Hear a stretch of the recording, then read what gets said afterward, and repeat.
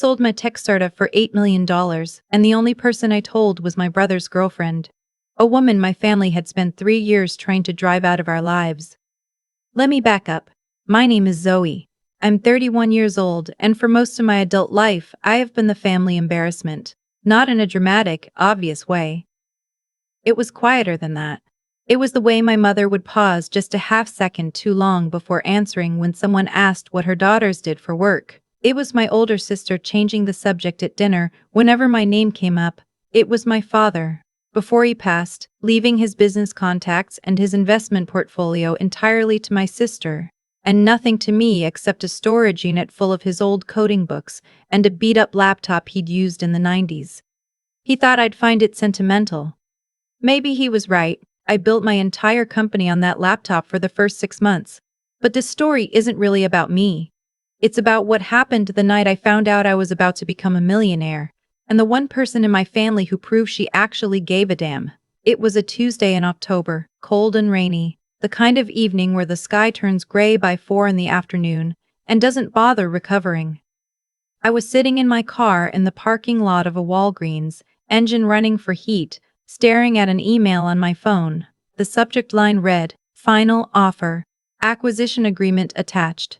I had read it 11 times. The number at the top of the attached document had not changed once. $8 million.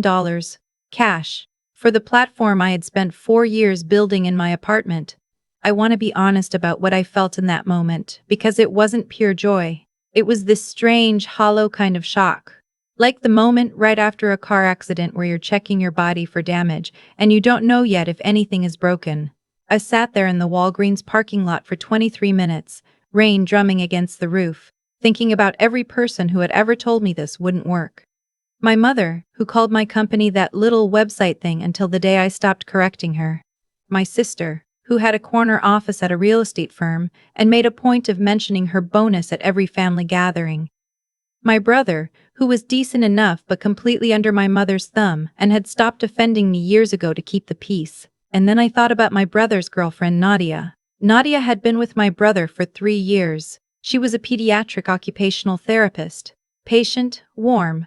The kind of person who remembered what you'd mentioned offhandedly 6 months ago and asked about it later. My mother had never warmed to her, which I always suspected had less to do with Nadia and more to do with the fact that my mother liked being the most important woman in my brother's life. My sister followed my mother's lead as she always did, making small cutting remarks about Nadia's apartment, her car, the way she dressed. Nadia never retaliated. She just got quieter at family events, smaller, like she was trying to take up less space so they'd have less to criticize. I don't know why I called her that night instead of going straight home. I think part of me needed to tell someone before it became real, and she was the only person I could think of whose reaction I actually trusted. She picked up on the second ring. I told her what the email said. There was a silence on her end, and then she said very softly, "Zoe, are you okay?" Not congratulations. Not oh my god. Just, are you okay? I started crying in the Walgreens parking lot. Ugly, relieved, exhausted crying. She stayed on the phone for 40 minutes while I worked through it. At the end she said, "Don't sign anything yet, sleep on it, and please eat something tonight." I didn't tell anyone else. Not yet. I had a reason for that. My father had died 18 months earlier, and in his will, alongside the storage unit and the laptop, he had left a note, handwritten, just a page, addressed to me specifically. In it, he said he was sorry he hadn't understood what I was building. He said he hoped I'd prove him wrong, and he said something that stuck in my chest like a splinter. The people who show up when you're struggling are the only ones who've earned the right to celebrate when you succeed. I had been thinking about that line ever since. I decided to run a test before I signed the acquisition paperwork. I know how that sounds. But I had watched my family ignore me for 4 years while I worked. I had watched my mother redirect relatives' questions about my career into discussions about my sister's promotions. I had watched my brother shrug apologetically and say nothing while my sister made a joke at my expense at Christmas dinner. I needed to know before I became someone they suddenly wanted to claim. Whether any of them were actually in my corner or whether they'd simply been waiting for me to fail quietly so they could stop worrying about it. I called my mother first. I told her I was behind on rent, that I was considering shutting the company down and that I needed to borrow $2,000 to cover the month while I figured out next steps. There was a silence. Then she sighed. That specific sigh she saved for situations she found taxing. "Zoe," she said, "we have talked about this. I cannot keep being the safety net for decisions you made against everyone's advice. Your sister didn't ask for handouts when she was building her career. She worked within a system that actually produces results. I love you, but I am not going to enable you to keep avoiding reality." I said, "Mom, I just need $2,000. She said, "I'm at the Hargroves right now. This isn't the time. Figure it out." She hung up. I sat with that for a minute. Then I called my sister. She let it ring 4 times and picked up sounding distracted. I gave her the same story. She said, and I'm not paraphrasing, "I mean, I kind of saw this coming, honestly. I didn't want to say it, but yeah, I think closing it down might be the healthy choice. Sometimes you have to know when to walk away." And then, before I could respond, she said she had a call with a client and would check in later. She did not ask which hospital. She did not ask if I was safe.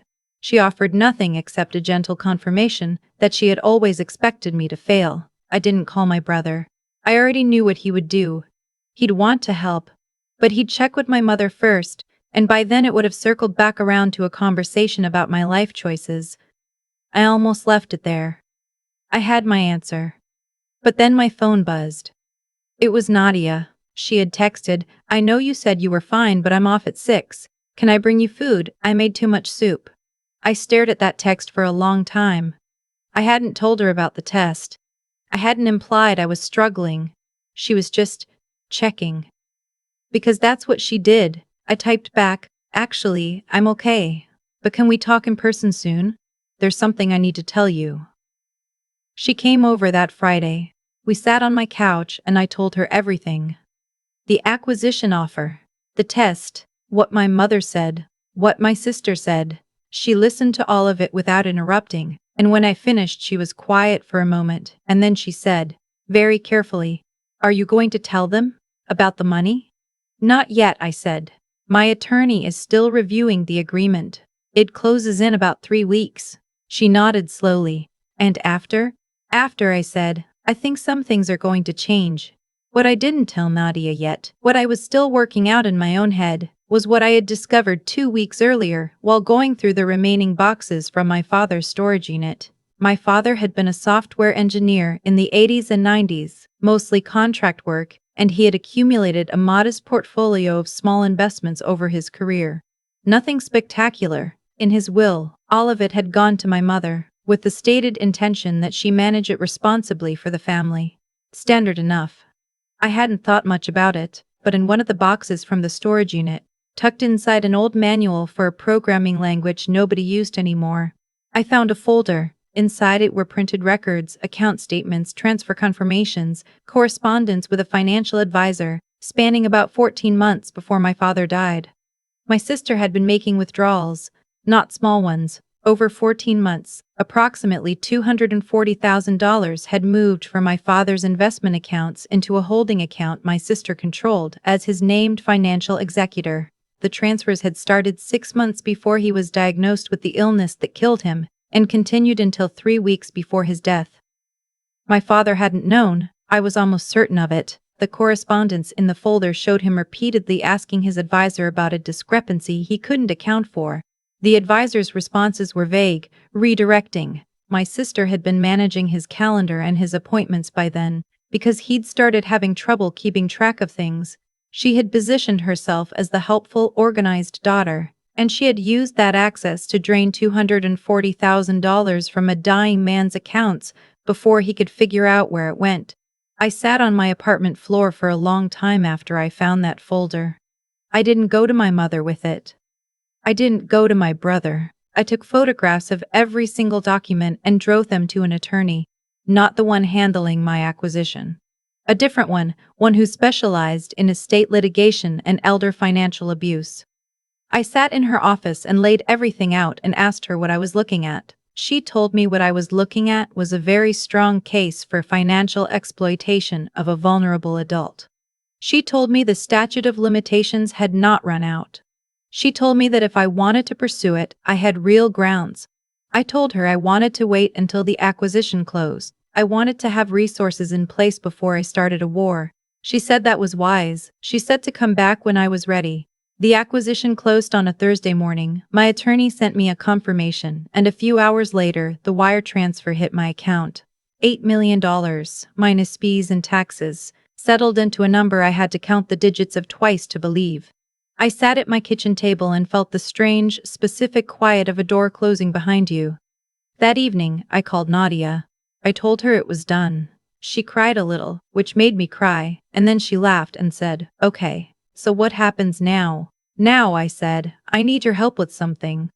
My mother hosted a dinner every year in November, a gathering she treated as a personal performance, an occasion to display her house and her social connections and her successful daughter. She always invited the extended family, aunts, uncles, a few family friends who had known us since childhood.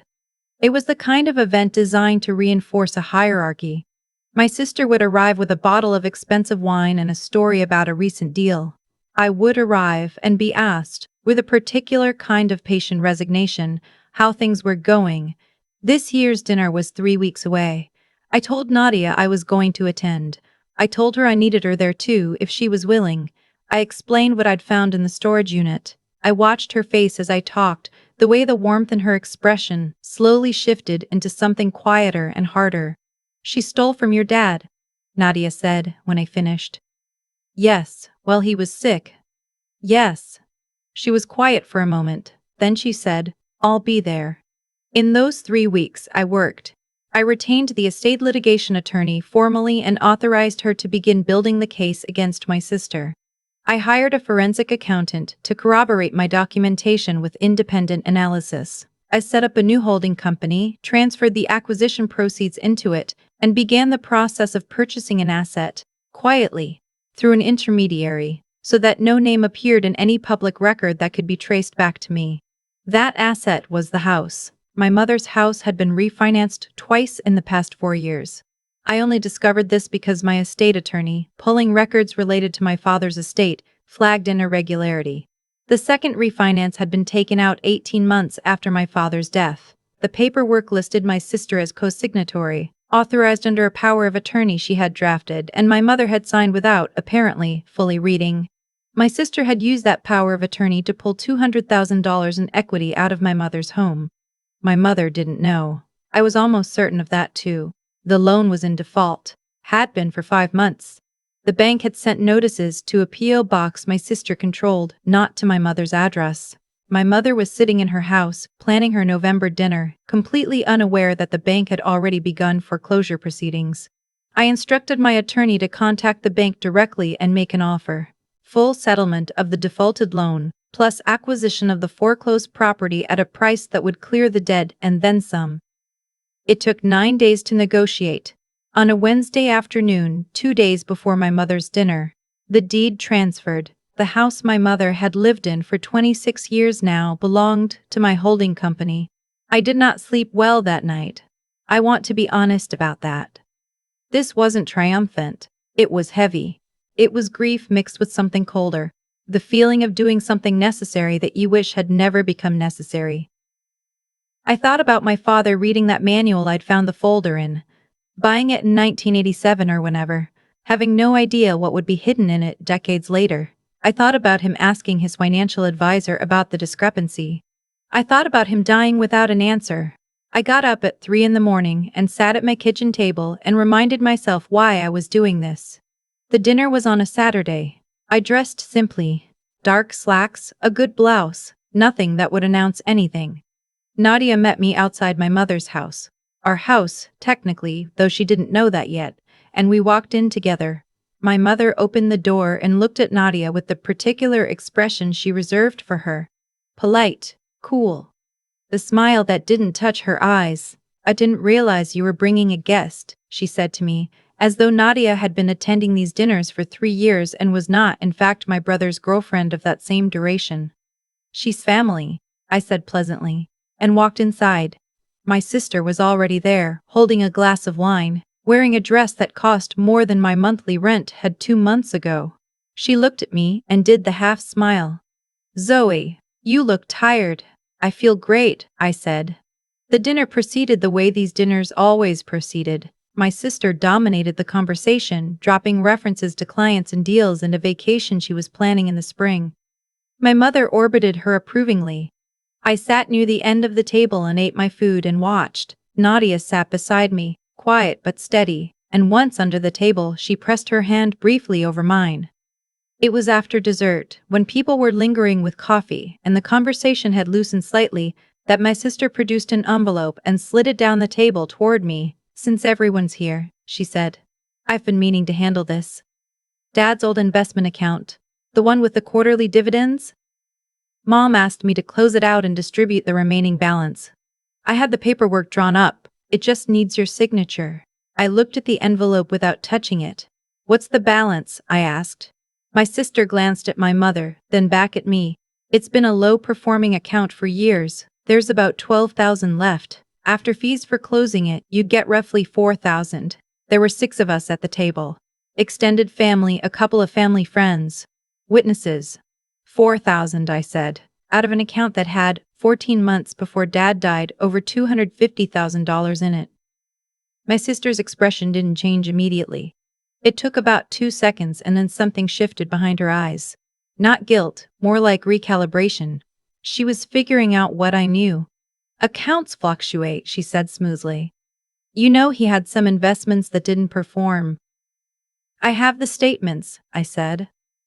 I said it quietly, matter-of-factly, the way you'd mention you'd already locked the door.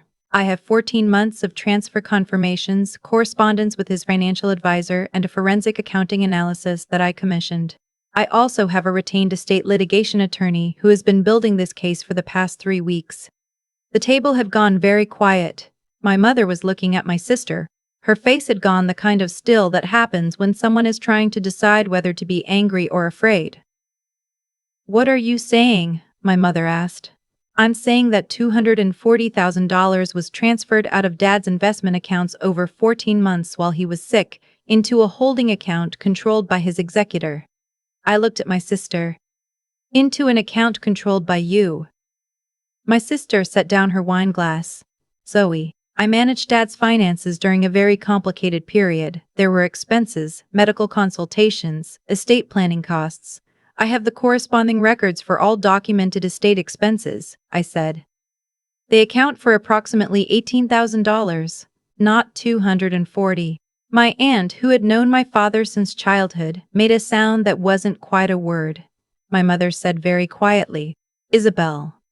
My sister Isabel, who had always been the golden one, the capable one, the one my mother pointed to with unconcealed pride, for the first time in my memory, had nothing to say. But she recovered quickly, she always did. You don't understand how estate management works, she said, her voice dropping into something controlled and precise. There are complexities in these transactions that aren't visible in a basic account statement. I have documentation for every decision I made. If you want to take this to an attorney, go ahead. It'll cost you more than you'll recover and you'll look vindictive and unstable doing it. She looked around the table and then back at me, and her expression shifted into something almost pitying. Honestly, Zoe, this is what concerns me. You've been struggling for years. You've clearly been going through Dad's old things and fixating on, I don't know, looking for something to blame. That's not healthy. I think you need to sign the paperwork, take your $4,000, and talk to someone. There were a few nods around the table. Uncomfortable, uncertain, but there. The trained response to watching Isabel explain me away. I've talked to several people, I said. My estate attorney, a forensic accountant, and the bank that holds the mortgage on this house. My sister frowned slightly. The second mortgage, I said. The one you took out 18 months after Dad died, using the power of attorney Mom signed. The one that's been in default for 5 months. My mother turned to look at my sister. Slowly, the way you turn to look at something you don't want to see. What mortgage? My mother said. Isabel's composure cracked. Just at the edges, just a hairline fracture. But it was there. Mom, that was a financial bridge I set up to manage some cash flow issues. It was temporary. I was handling it. You were not handling it, I said. The bank issued a foreclosure notice 3 months ago. They've been sending correspondence to a PO box you control. Mom never received a single letter. My mother stood up from the table. She wasn't dramatic about it, she just rose very slowly, holding the edge of the table, and looked at my sister with an expression I had never seen on her face before. Not anger exactly. Something emptier than that. Isabel, she said, is that true? It wasn't a question. Isabel tried to speak. She started 2 or 3 sentences and abandoned them. She reached for her wine glass and it wasn't there. She'd moved it. The small visible evidence of her being off balance was almost worse than anything she could have said. I need you to understand, she finally said, that everything I did was for this family. Dad's estate was a mess. The taxes, the legal fees. I was managing things nobody else wanted to deal with. I made some decisions that looked aggressive from the outside, but they were necessary. You stole from him, I said, while he was dying, and then you mortgaged Mom's house without telling her and put her home in foreclosure. Those aren't aggressive decisions, those are crimes. The word landed in the room and stayed there. My uncle said to nobody in particular, Lord have mercy. Isabel turned to me. The pity was gone from her expression. What replaced it was something raw. You have no idea what you're doing, she said. You think you got some documents and some lawyer, and suddenly you're in a position to blow up this family? You're a failed startup founder with a grudge. Nobody at this table is going to take your side over mine. I already spoke to the bank, I said. The foreclosure was settled this week. Isabel blinked. What do you mean, settled? I mean the defaulted loan has been paid off and the property has been acquired. The deed transferred on Wednesday. My mother's head turned toward me. The house, I said gently, because I knew how this part was going to land and I needed her to hear it clearly, is no longer in foreclosure. It's been purchased, but Mom, it's not in your name anymore. It transferred to a holding company. My mother sat back down. She didn't fall into the chair, she lowered herself into it, like someone who suddenly needed to be closer to the ground. What holding company? Isabel demanded, her voice climbing. I opened my bag and placed a single document on the table. The deed transfer, stamped and notarized. At the top, in clean black type, the name of my company. That's mine, I said. The silence in the room was different from the silences before it. Those had been stunned or uncomfortable. This one was the kind that happens when something very large has shifted and everyone in the room knows it and nobody is sure what comes next. Isabel looked at the document. Then she looked at me. Then she laughed, a short, sharp sound, genuinely incredulous. You bought Mom's house. With what money, Zoe? Your startup was barely scraping by. Everyone knew. My company was acquired 3 weeks ago, I said. $8 million. I watched that information travel around the table. My mother pressed her hand over her mouth. My brother, who had been sitting very still at the far end of the table for the last 15 minutes saying nothing, his face a complicated map of emotions I didn't entirely have the bandwidth to read. My brother looked at Nadia, and Nadia looked back at him calm and steady, and gave him a small nod. Isabel was still staring at me. The calculation was visible on her face, the rapid reassessment. And then something that wasn't quite fear but was neighboring it. Okay, she said. Her voice had lost its edges. Okay, Zoe, listen. Whatever you think happened with Dad's accounts, I know it looks bad, and I should have been more transparent, I understand that. But we're family. You don't have to involve attorneys and forensic accountants. We can sit down and work this out privately and… I'm not working anything out privately, I said. You stole from a dying man. You hid it from our mother. You put her home in foreclosure without her knowledge. There's nothing to work out privately. My attorney will be in contact with you next week. Isabel turned to my mother. Mom, you cannot let her do this. She's trying to destroy our family. She's angry and she's doing this to punish me. Tell her to stop. My mother looked at my sister for a long moment, and then she looked at me. I saw something change in my mother's face in that moment. Not all at once, she had too much pride for that. But something shifted. A small, difficult acknowledgement of something she hadn't let herself see before. Isabel, she said quietly. Did you take money from your father's accounts? Not a question. The same construction as before. Not asking for information. Asking for a confession. Isabel didn't answer. My mother picked up the deed transfer from the table. She looked at it for a long time. Then she set it down and folded her hands in her lap. Zoe, she said, what do you intend to do with the house? I intend to let you continue living there, I said. The house is yours to use. I'm not evicting anyone. I paused, but I need you to understand what happened. I need you to understand what happened. I need you to know what she did, and I need that to matter to you. My mother closed her eyes. Isabel made one more attempt. She stood up from the table, smoothed her dress, and said in the voice she used when she was closing a difficult negotiation, "This is an ambush, and I'm not going to participate in it. When you're ready to have an adult conversation, you know how to reach me." She picked up her bag, said a general goodbye to the room that landed like ash, and walked out. The front door closed. We listened to her heels on the porch, then silence.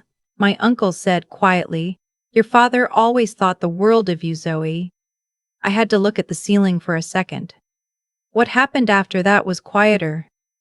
Most of the guests filtered out within the hour, subdued, processing. My brother helped my mother to the living room and sat with her. Nadia and I cleared the table because it needed doing and because I needed something to do with my hands. At some point my brother found me in the kitchen. He stood in the doorway for a moment, and then he said, "I didn't know." "I know," I said. "About any of it. The accounts.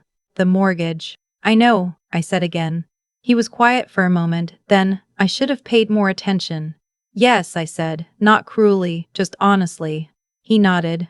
He looked at Nadia, who was drying a dish with great focus. She was the only one who knew? Before tonight? She didn't know about the accounts, I said. I told her the night the acquisition closed. I stopped. She's been the only person I've trusted to just tell me if I was handling this right, without an agenda. My brother looked at Nadia for a long moment, and I watched something settle in his face. "I'm sorry," he said to her, "for how my family has treated you." Nadia looked up. She considered him. Then she said simply, "Take care of your mother tonight. That's what matters right now." He went back into the living room. My mother and I talked, eventually. Not everything. There were things that were going to take months, maybe longer, to work through, but she sat in her living room, and I sat across from her, and she asked me to tell her everything from the beginning. So I did. I told her about the storage unit and the folder and the attorney and the 3 weeks of preparing. I told her about the acquisition. I told her about the house. When I finished, she sat quietly for a long time. Then she said, "I was very hard on you." "Yes," I said. I thought Isabel was the responsible one. The reliable one. "I know." She looked at her hands. "Your father used to say I underestimated you." Her voice caught, very slightly. I thought he was just being soft. I didn't say anything to that. Some things you just have to let sit. Before I left, my mother took my hand and held it for a moment. She didn't say anything, but she held it. In the weeks after, the legal process moved forward. My attorney filed the civil claim against my sister for the estate funds. The forensic accounting report was formally submitted. Isabel hired a defense attorney and issued a statement through him claiming the transfers were legitimate estate management expenses, but the documentation didn't support it, and she seemed to know that. There were conversations I won't detail here because they're still ongoing, but the case is solid, and she knows it. My mother, for the first time in her adult life, had to sit with the reality that the daughter she had championed had been deceiving her. That was hard to watch. She's not an easy person, my mother. She has a long way to go, and so do I, but she's trying, and so am I. Nadia moved in with my brother 2 months after the dinner. My mother sent her flowers, a small, deliberate gesture that I think cost her more effort than it appeared. It was a start. I'm not going to tell you that everything got neatly resolved. That's not how these things go. But I want to tell you what I took from it. I spent years believing that my family's opinion of me was a measure of my actual worth. I shaped myself around the failure they saw in me. I made myself smaller to fit the space they left for me. And then, when none of them could be bothered to lend $2,000 to a daughter they thought was drowning, The only person who showed up was a woman they had spent 3 years dismissing. Family isn't the people who share your last name. It's the person who texts you after a hard day to ask if you need soup. It's the person who stays on the phone in a Walgreens parking lot while you work through the shock of your own good news. It's the person who sits beside you at a table full of people who underestimate you and presses their hand over yours and says nothing, because nothing needs to be said. You can't choose the family you're born into.